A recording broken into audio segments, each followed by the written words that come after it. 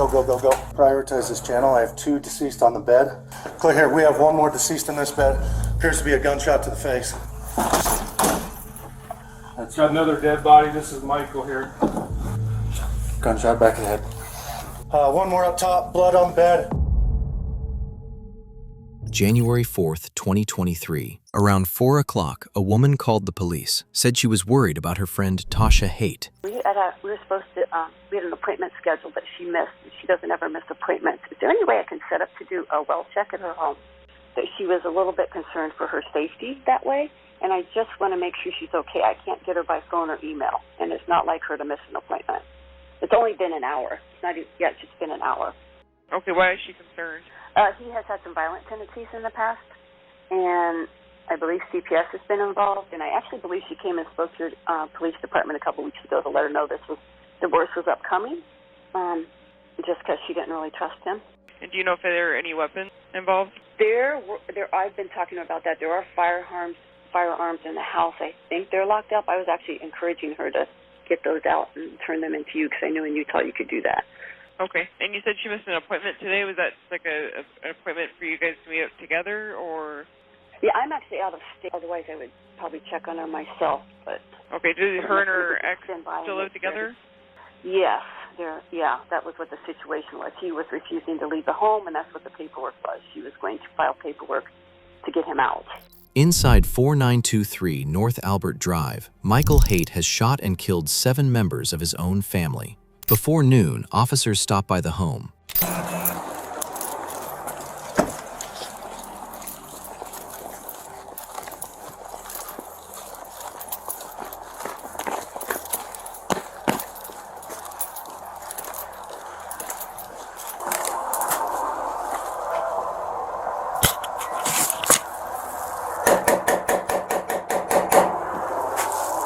They knock, no answer, nothing through the windows. Then word comes through, no kids at school, Michael didn't show up for work, and a family friend who came to check found a body. He called 911, and the officers go in.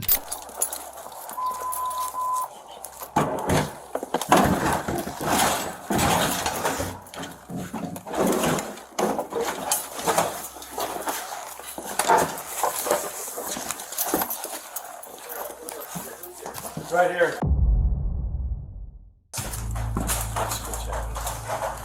5 kids.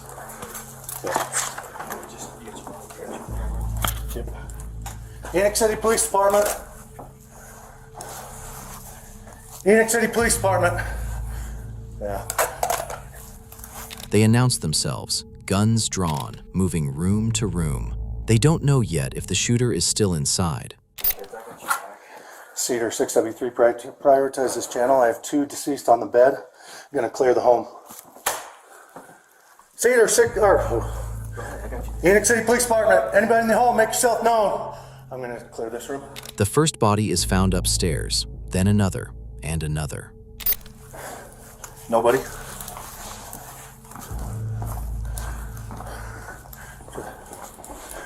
Phoenix City Police Department. Anybody in the house? We got another one deceased right here.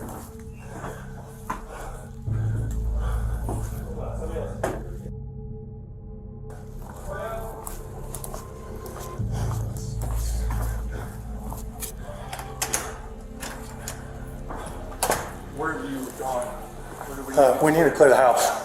Clear here. We have 1 more deceased in this bed. Appears to be a gunshot to the face. Check in this room back here. 1 deceased here. Clear. Making good. I'm checking here. No, you're good. Wait. Huh? Yeah. 1 more. Gunshot back of the head. Several of these officers knew this family, knew the kids by name. Then they head downstairs, the basement. Shots to the head. Boys, get down here, make yourself known. 2, 4, 6. Hold right there, Chief. Phoenix City Police Department. 1 more up top, blood on the bed.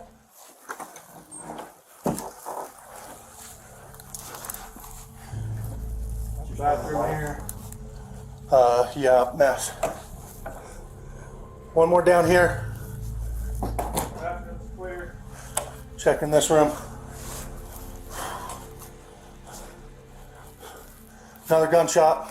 Or, sorry, I don't know that, but appears to be. Nobody else. Just a vacuum that's gonna fall. Go. Sauna. That way. Left. Opening. Safes. Got keys in 2 safes down here. Clear here.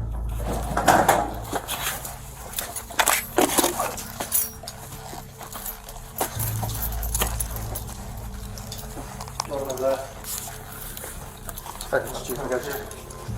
Assuming this is outside.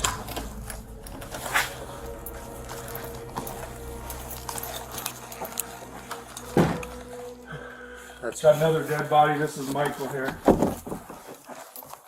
Put it in one door, Chief. Hold on.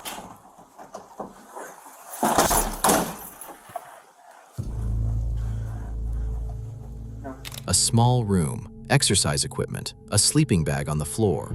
Michael Haight, lying on the sleeping bag, a pistol between his legs, tissue paper stuffed in his ears to muffle the sound of the shots he knew were coming, and a handwritten note beside him. In the note, Michael called himself an honorable, good man. He blamed Tasha for everything. "I would rather rot in hell than to put up with another day of this manipulation and control over me. We will not be a burden on society." He killed his wife Tasha, her 78-year-old mother Gail Earl, his daughters Macy, 17, Briley, 12, and 7-year-old Sienna, his sons Ammon, 7, Sienna's twin, and Gavin, 4. Most of them were killed in their beds. They never woke up. 4-year-old Gavin, he killed twins sleeping in their beds, and in his note, he framed it as doing them all a favor. I'm just letting dispatch know the house is clear. Hold on. Don't come in. Nobody go upstairs and don't let anybody in. Hey, stay out.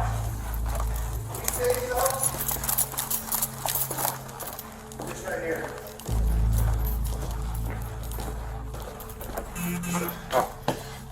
We need crime scene tape.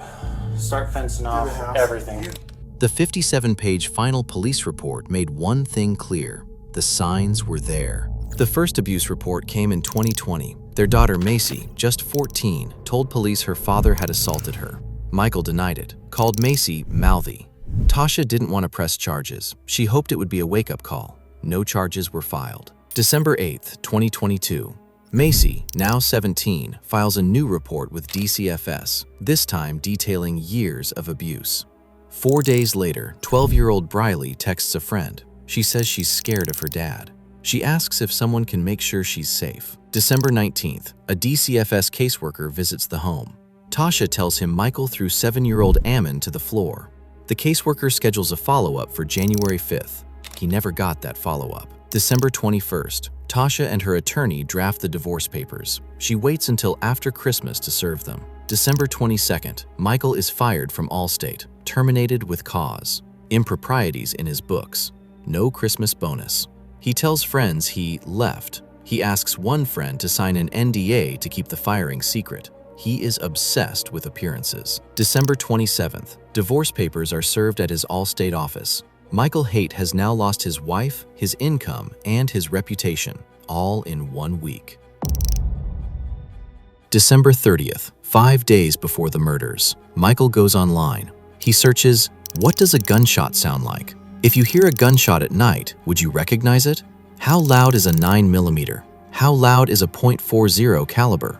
He wasn't curious, he was calculating, making sure the neighbors wouldn't call it in. January 3rd, 2023, the night before. Michael had been secretly recording Tasha for days, sometimes openly, sometimes with his phone in his lap. Makes it look like you're abandoning your family, and so that can be an argument used against a parent that leaves. I'm a little curious why you're so wanting me so aggressively to just move out of here too, you know, and not let the system play out, and why you're feeling like you have to get some motion to remove me from here. Our kids have mentioned, especially our older two, have mentioned that when you're here, it is more tense. I know that right now, they're kind of taking your side. To help provide and trying to be a good husband for you. And I'm sorry I have fallen short in ways. You do need help. I hope you can get it. I want you to. Hon, I want it. I've told you. I deserve to be treated so much better. I cannot continue to tolerate the way you have treated me. I'm done. You have shut those down every time. So I don't have a voice, Mike. I don't have a voice. I will have freedom now. At 9 p.m., he asks her to work things out. She tells him no. 45 minutes later, he asks again. She doesn't respond. That is the last known communication between them. Tasha knew the danger. She ran the sink when she talked to friends, sent cheerful texts to keep Michael calm. She was trying to get her family out, quietly, carefully. She had no idea he was already planning the end.